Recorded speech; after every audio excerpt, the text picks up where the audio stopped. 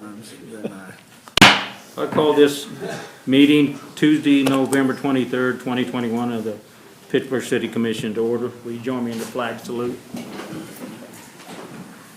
Pledge allegiance to the flag of the United States of America and to the republic for which it stands, one nation, under God, indivisible, with liberty and justice for all. Moving on to public input, I see Reverend Mark Chambers is here. Would you please come and lead us in a prayer? Thank you. Before I go into prayer, as president of the Pittsburgh Ministerial Alliance, I want to remind you we didn't have our soup and chili, if you missed it again this year, for Project Warmth. So you may mail your check, or you can give it to me before I walk out the door, and trust me, I guarantee you, or whatever, you can send it to Pete Mayo at Cara Via Christi. And we would appreciate it because we're afraid we're going to have a hard winter and a lot of people will need to, we don't want them in the cold. So we'd like to remind you of that and thank the council for your support in the past. May we pray. Holy Father, this is Thanksgiving week and we give you thanks that we can come together as a free people here in this country and that we can come here this evening to discuss the business of the city for the good and welfare of all of our citizens. And we thank you for your blessings that you have bestowed upon this city and our leaders that we have and our commissioners. We ask you to bless them all, guide them with your spirit. May we all work in peace and harmony. And we ask your blessings upon us as we go through this Thanksgiving week for those traveling, as they go to meet and see family or whatever they may do, Father. Lord, help us to remember that this is the land of the free, the home of the brave. And without your blessings, we could not be where we are today. We thank you for all the men and women who give of themselves to help others and that we may be one country unified. We ask these things in thy holy, precious name. Amen. Amen. Thank you, Mark. Is there anyone else that would like to speak in public input tonight? Seeing none, I close the portion of the meeting to public input. Mayor, if I can have a minute. Go ahead. So I'd like to make a couple of announcements. I don't know if we announced Kim's. Usually when we get a new department head, we always bring it to you and let everybody in the community see what we're up to. And so Kim Vogel, who was recently, if you guys don't mind coming up just for a second. I think she's blushing. I don't think Toby's blushing. Kim Vogel's been with us for a long time. She's actually moved from the Parks and Rec Director over to our Human Resources Manager position. And Toby, who has been managing our superintendent for all of our parks maintenance, after some lengthy interviews, managed to whip the competition and has become our new Parks and Rec Director. So I wanted to congratulate both of them in public, and thanks y'all for being. Any words of wisdom? Thank you. Thanks.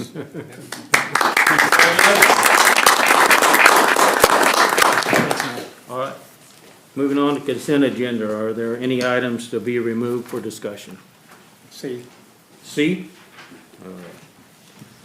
Any others? Is there a motion to approve the consent agenda excluding item C? So move. Second. Moving second. Roll call vote. Fields? Yes. McNay? Yes. Munsell? Yes. O'Brien? Yes. Let me back up. I'm going to read the consent agenda for those at home or might be in the audience understand what it is. Item A, approval of November 9th, 2021 City Commission meeting minutes. Item B, approval of staff recommendation to award the bid for a full maintenance contract with monthly inspections of elevators and lifts at various city facilities for a 3-year period from January 1st, 2022 through December 31st, 2024 to the low bidder TK Elevator of Ozark, Missouri, based on their total annual cost of $13,440 to be invoiced quarterly at a cost of $3,360 and authorize the mayor and city clerk to execute the contract documents once prepared. Item D, approval of applications submitted by the City of Pittsburgh, Four Oaks Golf Course in Lincoln Park. Casey's Retail Company doing business as Casey's number 3924, 2520 South Broadway. Casey's Retail Company doing business as Casey's number 2893, 2912 North Broadway. Casey's Retail Company doing business as Casey's number 2961, 612 South Broadway. Walmart Inc. doing business as Walmart number 72, 2710 North Broadway. Walmart Inc. doing business as Walmart number 5791, 1011 East Centennial. Walmart Inc. doing business as Walmart number 5791 Fuel Station, 1015 East Centennial. Walgreens Companies doing business as Walgreens number 09049, 1911 North Broadway. DG Retail LLC doing business as Dollar General Store number 856, 820 West 4th Street. DG Retail LLC doing business as Dollar General number 13065, 2004 South Rouse. DG Retail LLC doing business as Dollar General Store number 3785, 2810 North Broadway, and Rhodes Grocery Store, Inc., doing business as Ron's Supermarket, 1310 East Centennial, to sell cereal malt beverages for the year 2022 and direct the city clerk to issue those licenses. And item E, approval of appropriation ordinances for the period ending November 23rd, 2021, subject to the release of HUD expenditures when funds are received. Going back to item C, approval of staff recommendations to award the bid for exclusive contract towing services to Beans Towing and Auto Body of Ware, Kansas for the period of January 1st, 2022 through December 31st, 2023, based on their bid of $125 per vehicle tow and $15 per day for vehicle storage.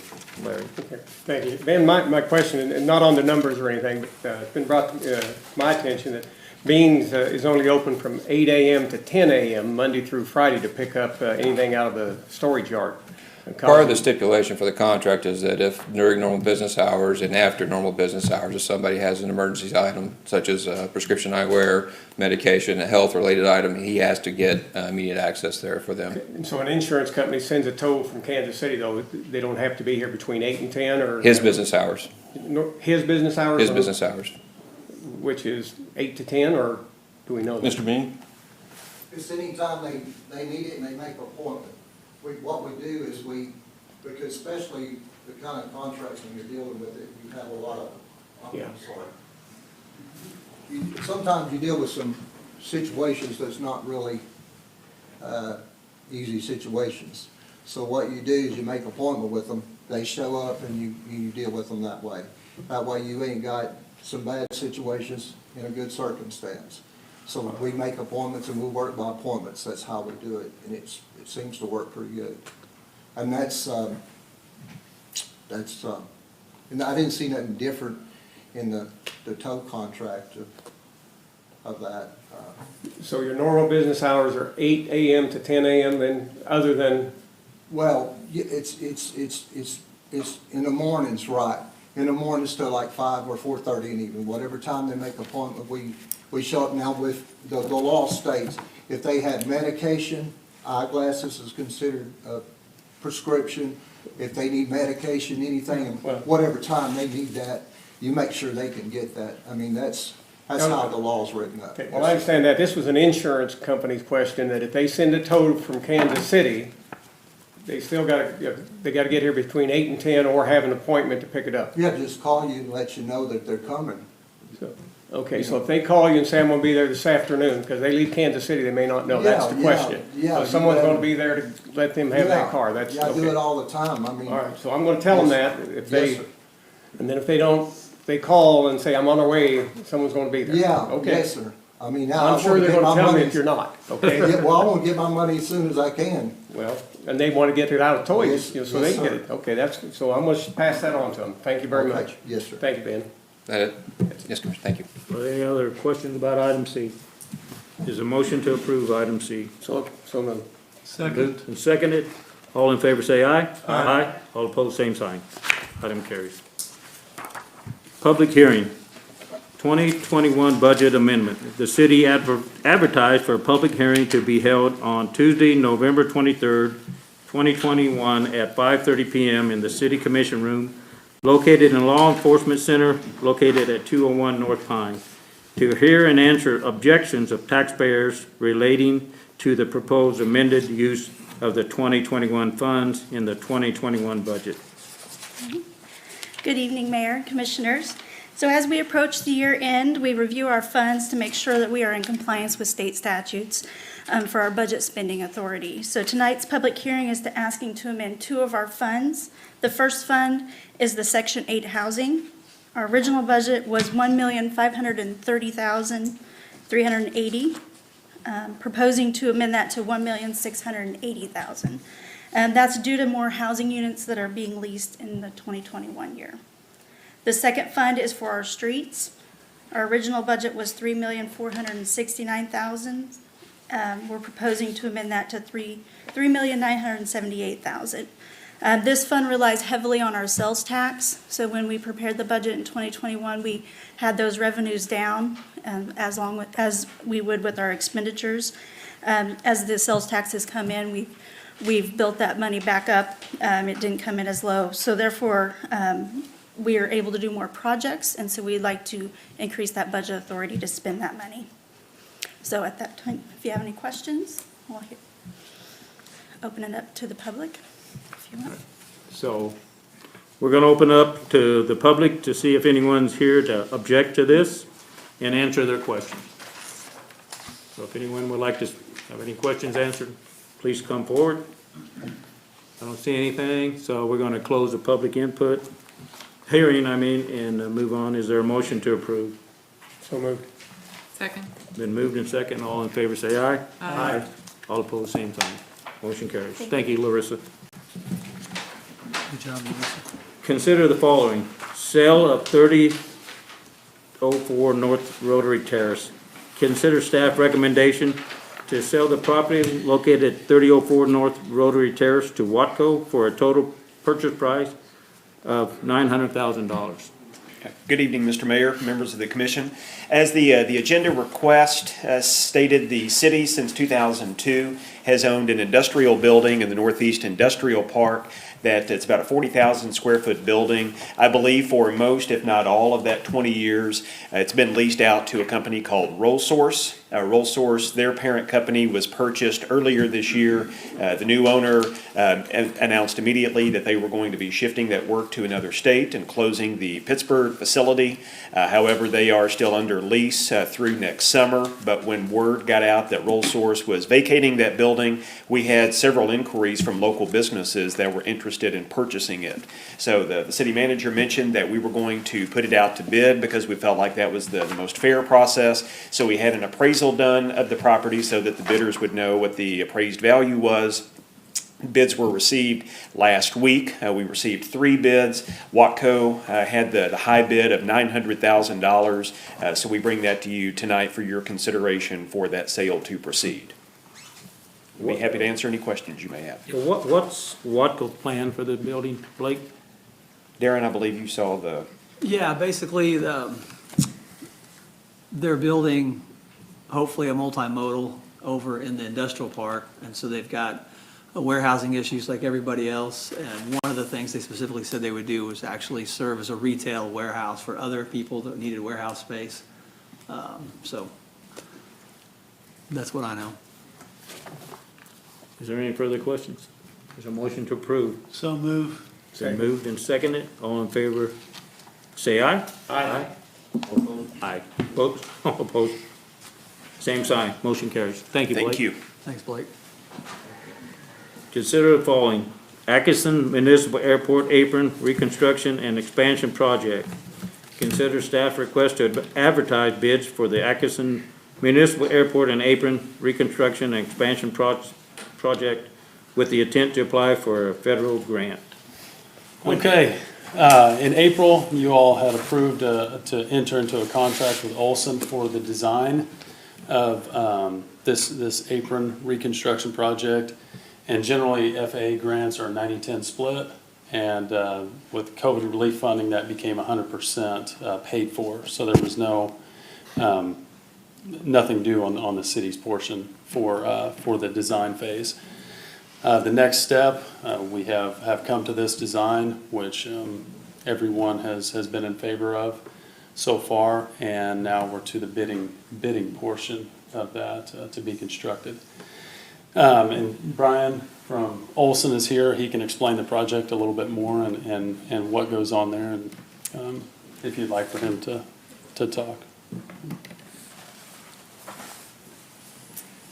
Well, Mayor and Commissioners, thank you for having me here this evening. So as Quentin mentioned, we're progressing with the design, and this, what you see depicted in the medium shade of gray, would be what is proposed to be constructed potentially this summer of 2022. The darker shade of gray would be a future phase for additional single-engine aircraft parking as needed as growth continues into the future. It will be proposed to be concrete pavement, which helps with as flat as that needs to be to park the planes, and then with longevity of the pavement as well. And as Quentin mentioned, have worked closely with the FAA, and they have actually considered this a high priority of theirs as well, and are pledging additional federal funds beyond what you would typically receive with just your $150,000 per year of non-primary entitlement funding. So it's a great opportunity to leverage, city dollars for a really great improvement. And we think that this will fulfill the airport's needs with the increased jet traffic that we're seeing. So again, the next step on our part would be to finalize the design, and then if you so intend to proceed, we would advertise for bids early in 2022. Once we know that actual bid price, then we apply for an FAA grant for the 90% cost of that based on the as-bid price. So right now, this number that we're seeing is a projection based on our estimates. The actual grant would be for the final amount of the bids that came in to be awarded. So, and then just as a refresher on those numbers, the anticipated FAA share is $1,505,250, and the anticipated city share would be $167,250. So again, those are anticipated numbers based on our estimates, so that 90-10 split would carry in based on the actual bid price. So what additional questions can I answer? Sounds like a good deal. Just a curious question on what's the thickness of this kind of taxiway, and what's the PSI on that concrete? Is it a minimum standard of some kind? Yeah, it's the FAA has a pretty stringent concrete Yeah. pavement requirement that you'll hear people say P501. Yes. Concrete is the buzzword. So we actually have some saturated clay soils underneath the existing apron, so we need to remediate that and cement treat the 12 inches of soil. Okay. Then we'll have 6 inches of aggregate, and then we'll have 6 inches of concrete on top of that. And the concrete it's 4,000 PSI concrete, but there's very strict requirements, even more so than the DOT, for quality of aggregate, Okay. freeze thaw resistance, and these types of It's things. 4,000 PSI? Okay. Just curious, thank you. So that ought to hold up well, and the Yes, and yes, the sir. dollar numbers work really well. It's expensive, it's Yeah, more it is, expensive yes. than, like I say, than DOT concrete, Yeah. but the FAA, the reason, when they fund projects at such a heavy rate, they require the highest standard available, so. Well, that ought to last a long time, that type of work on it. Well, and I believe our airport is not commercial, as everybody Right. knows. Basically, we make money as we sell fuel to people landing. And I believe with the design, some of the stuff you see on the left side of the screen is going to allow us to move airplanes that usually sit right in the middle and create kind of I wouldn't say a hazard because it's an airport, we want to say hazard out loud, but can you talk about that briefly? Yeah, absolutely, not to get too far in the weeds, I don't have a pointer, but, the issue that we encountered when we started digging into the design was that your current apron you're limited in how you can park a jet, like a itinerant jet that's coming to drop people off and then, leave to somewhere else. You're limited on how you can safely park and maneuver those jets and then still get an additional jet that maybe doesn't need to take off in the same order that they all arrive.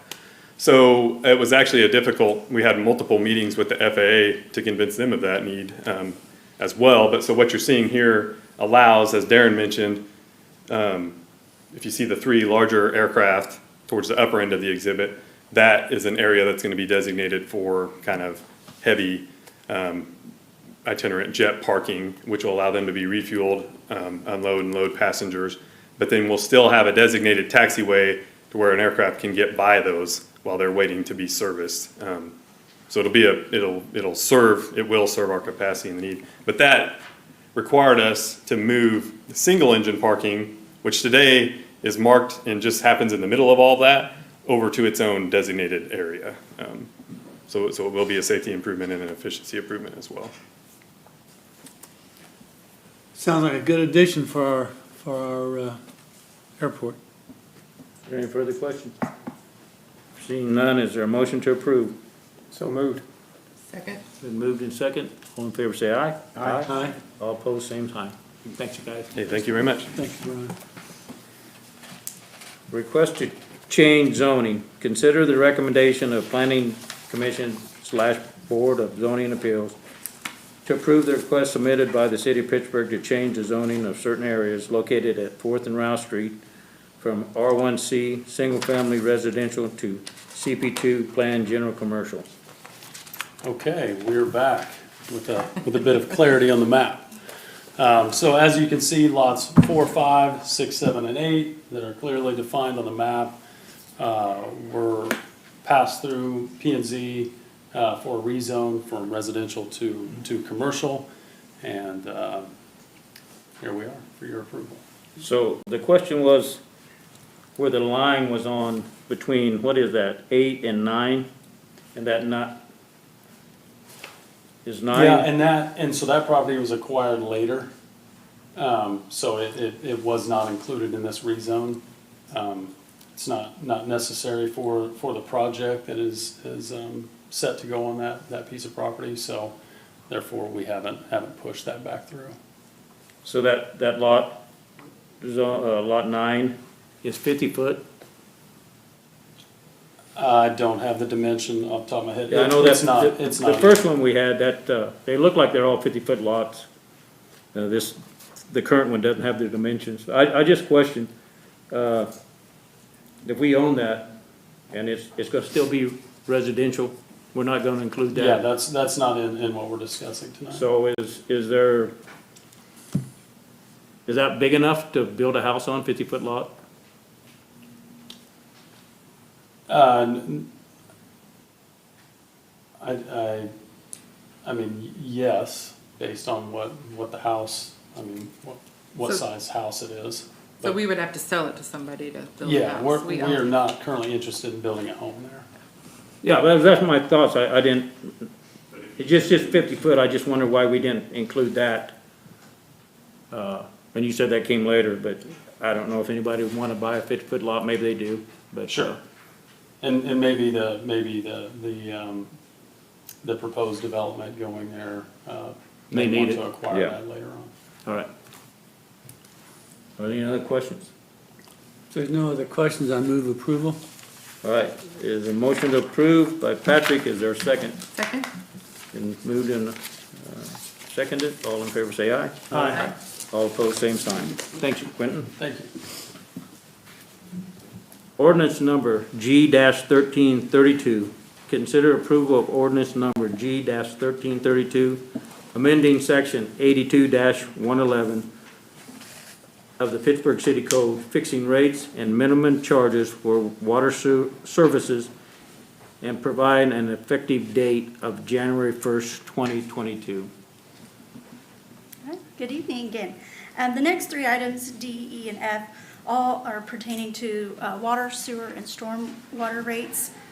and in '22.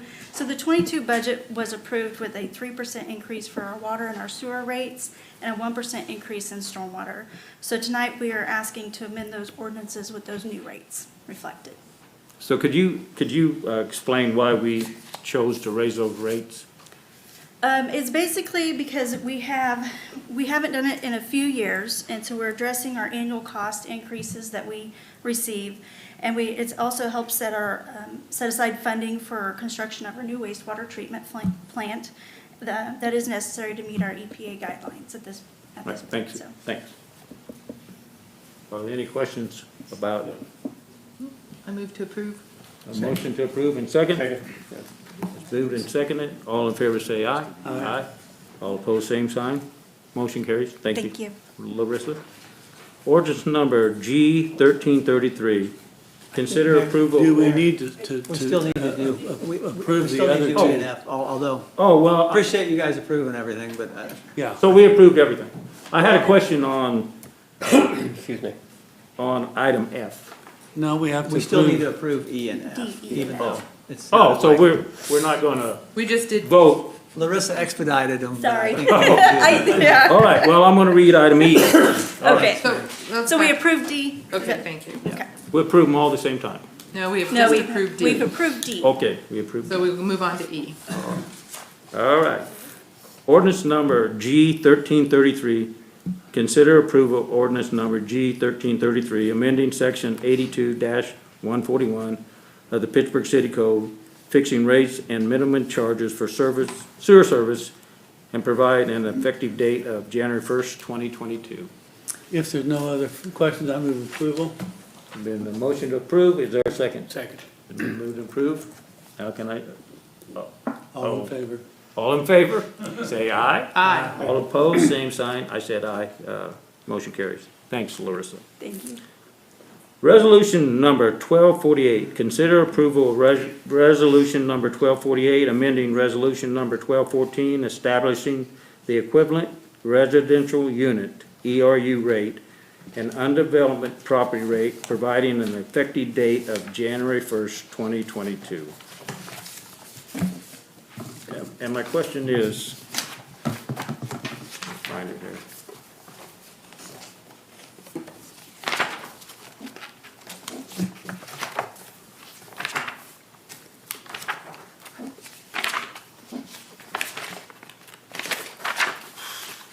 Anyway, we charge everyone that owns property a ERU rate for stormwater runoff. So our property that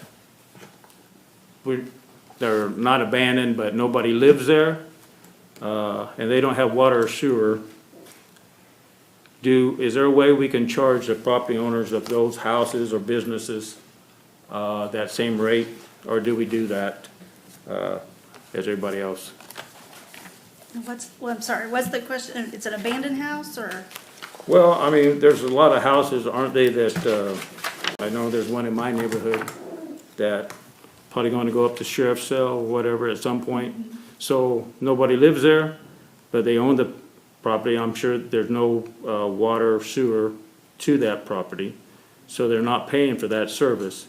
But the house is, you know, are we charging the owner the same as we do everybody else for the stormwater runoff? I don't know the answer to that question. I'd have to look into that. We're not, Okay. they're all, here, I will let Matt speak. Okay. All right, No, the charges for stormwater fees run through the water meter account. So if the account is inactive or not active, the stormwater fee is not being charged. That's the way it's set up by ordinance. There are some communities that set up in other structures like that, but that is not how ours is structured. So if you don't have an active water account, you're not charging the stormwater fee. so is there any way we can activate or, We would have to, you as a commission, we would have to sit down and review ordinances and how we'd have to restructure that setup for that Well- utility fund. Well, but if no one's living there, there's no activity, so the meter wouldn't register, would it? Correct. Yeah. So what I hear you saying is that some other communities probably assign a They flat rate. assign it more towards the parcel like a sales tax. Or not, I mean like a property tax, not So sales tax. they assign that in general to everyone, or the properties that are not engaged? They assign, that's how their utility fund is set up. Oh, I see. So it's a Their totally utility different- fund is structured in such a rate, it's like a property tax. I see, okay. So that was my question. I mean, we're all having to raise rates to help pay for improvements, and especially with a proposed wastewater plant. I just, I think if we started charging people that own property that's not being charged, that would help with the cost. That was my thoughts. Well, the abandoned ones aren't paying their property taxes either, so they wouldn't pay the water tax either.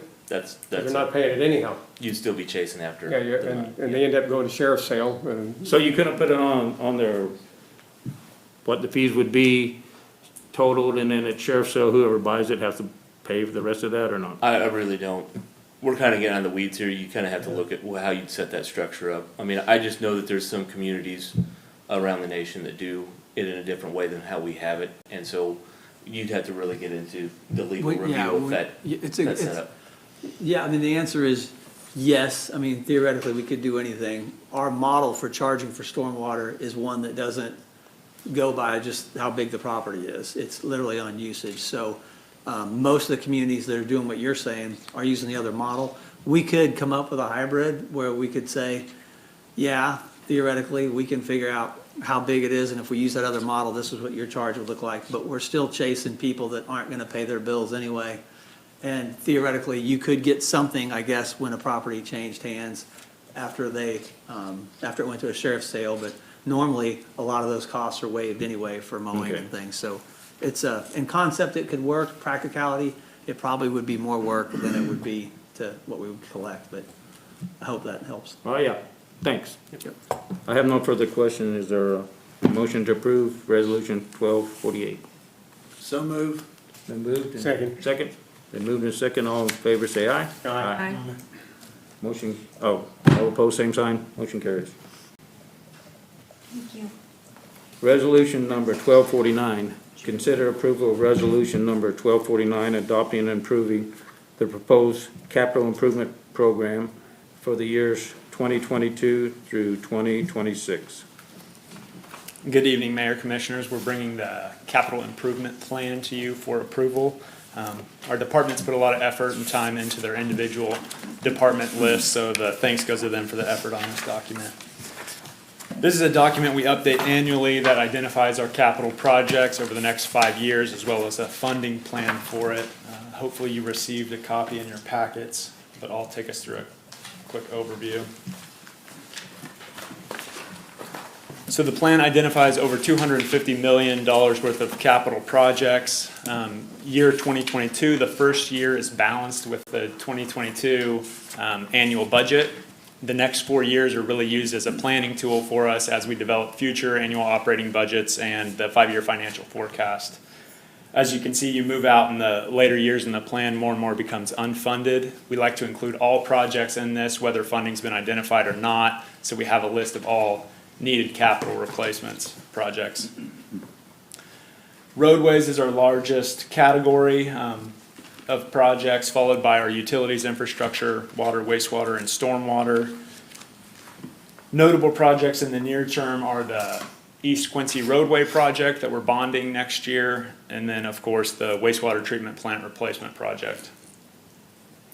The plan also goes through project lists for our parks and recreation, bikeways and trails, memorial auditorium, the airport, and our public safety buildings. So we can answer any questions you have on the plan or specific projects if you have any. I've got a question, Joe. In the utility fund, have we talked about replacement of lead pipes in our water system? We have. Yeah, we have. And Was I there? once again, I'm gonna have Matt come up because it's technically over my head. What we have a chemical that helps us not have that issue.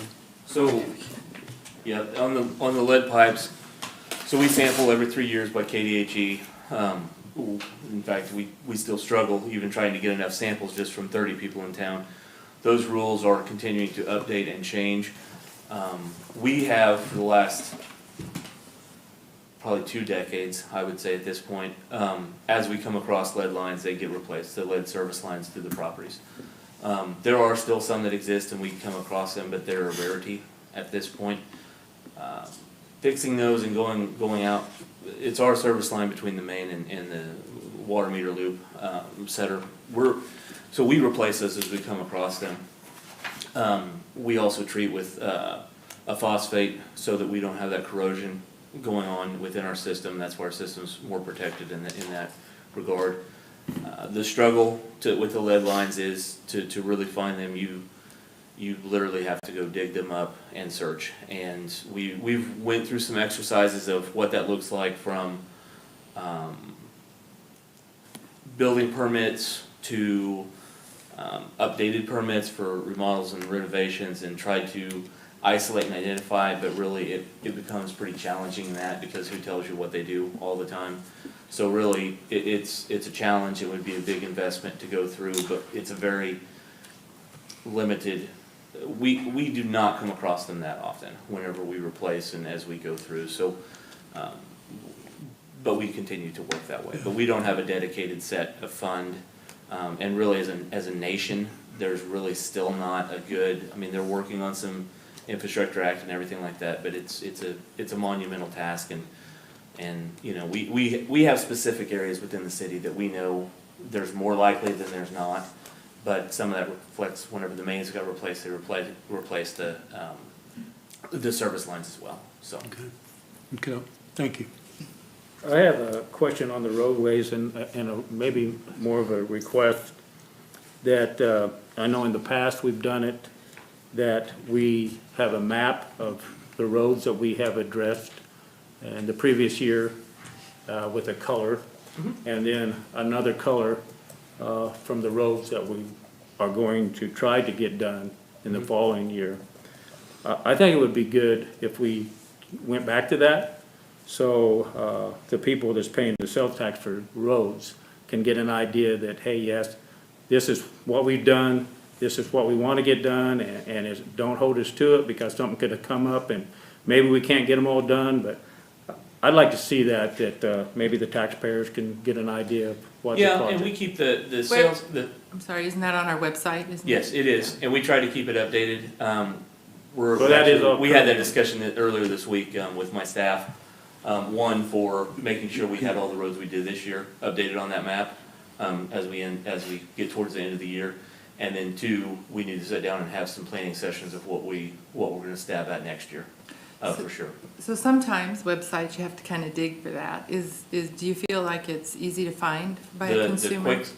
The quick search of how I do it most of the time is I just go to the search bar and hit street sales tax. Okay. And I like to do it now, but we won't watch me Google. But yeah, the answer is to go to the street sales tax, and that GIS will be listed inside, And it shows inside of that map. I mean, how far back does it go? It goes all the way back to 2011. I have Yeah. everything updated through Okay. 2011. So if people are not comfortable with the website, could you have like a printed off copy of some colored maps they want to stop by? Yeah, why don't we just come in after the first of the year in January, once they've had a chance to figure out what they think they're gonna do next year. And in January, we'll just bring it to you and present it here, and then we can pull it up on the screen, and if Matt's comfortable with it, if that's soon enough. I mean, I don't wanna. Yeah, maybe not the first meeting in January, but yeah, we're setting that aside and with some of our capital and yeah, we're getting ready to do that. All right, thanks. I have a question. On page 4, we state the city's plan is to keep the debt mill levy below 10 mills annually and only issue new debt as past debt is retired. Is that a metric, a best practice metric? Is that just? That's a great question. That is a Jamie Clarkson Oh, it's a Jamie Clarkson metric. So when I got here, I was told that we only had JC so much metric. money to spend, and because the property tax was being used in a certain way. Where we came to the agreement was that we would basically, it seemed, I know everybody overuses the word transparency, but when you have 50 to 58 mills of property tax, and you can easily go between debt and operating, if you do that too much and swing it one way or another, you're kind of not really being fair to the taxpayers about what they're actually paying for. So we kind of had just an internal discussion about whatever we're currently doing, and it was right at 9 or 10 mils, let's just get a practice of, whenever some debt comes off, rather than letting that piece go down and using more for operating, let's just continue to keep around 10 mils on the books to pay debt service for the projects, knowing that honestly, we could have 50 mils go to projects and we still wouldn't even be where we wanted to. So it's not an industry standard. It's definitely been a Pittsburgh standard for about 10 years. I think it works pretty well, but Larissa has not beat us up and told us that she's not comfortable with it, but it's a really good question. It's just kind of one of those things where it's real easy to take your debt mill down and start spending more on operating, and pretty soon, you're in trouble. Yeah. So we just try to keep it right there. Okay, consistency. Good question. Thank you. Are there any other questions? Nope, I would move approval. It's been moved for I approval. Is there a second. second? Been moved and seconded. All in favor, say aye. Aye. All opposed, same sign. Motion carries. Thank you. Thanks. Good job, Joe. Thank you, Joe. 2022 Pittsburgh C-CLIP Project 019U-2388-01. Change order number 1. Staff is requesting government body approval of a change order number 1 to the contract with Heckert Construction Company, Inc. for the 2022 Pittsburgh C-CLIP project on Broadway and on 4th Street, reflecting an increase of $69,445, making the new contract construction amount $1,065,866.37. So this change order tonight is more of a scope change, and how this reflects is this is the area in front of Toast on 4th Street that we had the water main break that blew up. And so originally I had wrote a purchase order to Sprouse to help us strip off that asphalt, and we were gonna kind of just go through there and overlay it. And the timing of how the plans were put together and going through the KDOT process, it was a timing mechanism. We had always planned on addressing that area, but it wasn't originally put into those plans. So this is a reflection now as we get closer to this end of the project. We've reviewed that scope of area and how the water ripped through the brick almost curb to curb across that section of street. And so this is more of a scope change because it's such an increase of unit quantities to this bid. We'll have some more at the end where we've adjusted some more and we've got some curb work to do and everything. But because of the size of the scope of this change, we wanted to bring it in front of you for approval. Yeah, there's a big hole in front of Toast. Big hole in front of Toast. Is this hurting their business any with that? No, I mean, right now they're in the center, and there will be, at some point, we'll have to shift traffic back to the middle and take the parking stalls in front temporarily, and hopefully they'll be in and out. And this will be the same way against Wheeler and Mitchelson's office, that we'll have to lose some stalls for a couple days as we shift traffic through there to get that. And we continue to, 4th Street, they're getting ready to move into more of the actual intersection itself. If you've seen the cut marks and stuff, the cones are gonna move some more, and it's, just slow down and keep your head on a swivel. It's a tough intersection to do, and it's just in pieces to get through there, so. And stay off your phones. And stay off your phones, yep. Any other question for Matt? Is there a motion to approve this change order? So moved. Been moved and seconded. Second? All in favor, say aye. Aye. All opposed, same sign. Motion carried. Thank you, Matt. Wastewater treatment plant design agreement. Amendment number 3. Staff is requesting governing body approval of amendment number 3 to the wastewater treatment plant design agreement with Earls Engineering and Inspecting, Inc. for additional drilling work for the geological requirements at the new treatment plant location. Extra fees for insurance costs, extra work on generator review, and extra expenses for the additional work involved. If approved, this amendment will increase the contract by $14,522.84, making an adjusted agreement amount of $2,474,850.84.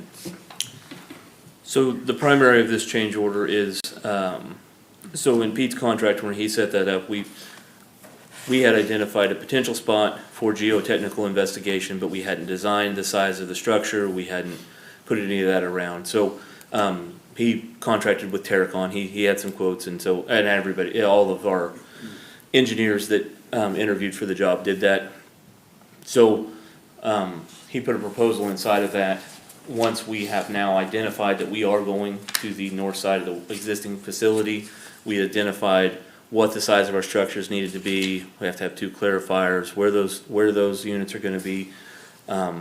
Terracon came in, and that's, the majority of this is an increase to, do the geotechnical investigation and the depths of what they had to drill to check those areas, to get that design, so that they can do the structural design around, the new plant, and that's the reflection of this change order.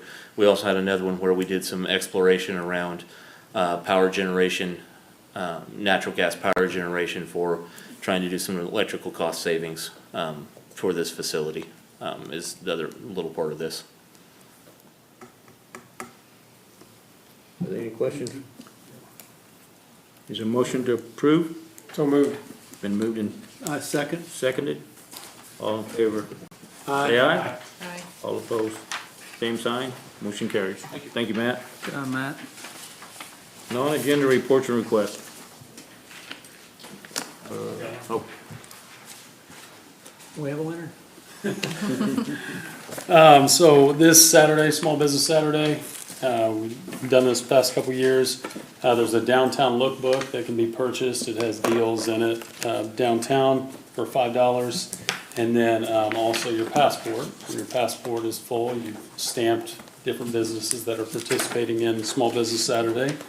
You can return it back to, either Christy Yaki or Julie Green's, I believe, in between 10 and 2 for, a downtown Pittsburgh tumbler. And also for a chance to be entered in to win, one of the gift baskets that they have available. So 10 to 2, Evergy Park, next to Route and Block 22, Saturday from 10 to 2. Thank you. thanks, Matt. Any other non-agenda reports and requests? I do want to say one more thing. All the proceeds of these lookbooks do also go to Project Warmth, so. Thank you, Quincy. Yeah. All right, Kim. Real quick, just want to remind the community that next Monday is the Christmas parade. So it will start downtown at 6:30 PM Monday night. It's always the first parade to kick off the Christmas season, so always the Monday following Thanksgiving. So next Monday, 6:30 downtown. Thank you. Are there any other I think we're done. non-reports and requests? Seeing none, is there a motion to adjourn? So move. Been moved and seconded. All in favor to Aye. adjourn, say aye. All opposed, same sign. We are adjourned. Okay. Thank you.